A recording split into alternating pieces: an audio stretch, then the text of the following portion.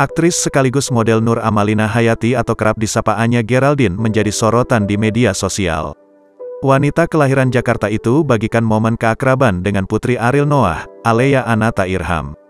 Kedekatan keduanya terjalin selama Anya Geraldine dan Alea Anata Irham berada di Paris, Prancis dalam rangka menghadiri acara Paris Fashion Week 2022 mewakili brand fashion 3 Second. Hal itu diketahui Tribun News dari unggahan YouTube channel STARPRO Indonesia, Senin, tanggal 7 Maret tahun 2022. Selama di Paris, Anya tampak membagikan kebersamaannya dengan Ariel Noah dan Alea. Usai menghadiri PWF 2022, Anya, Ariel Noah dan Alea menikmati liburan bersama di Paris. Berikut potret kebahagiaan Ariel Noah, Anya Geraldine dan Alea Anata Irham. Plesiran ke Paris, Anya, Ariel Noah dan Alea berkeliling di sebuah taman menggunakan mobil golf.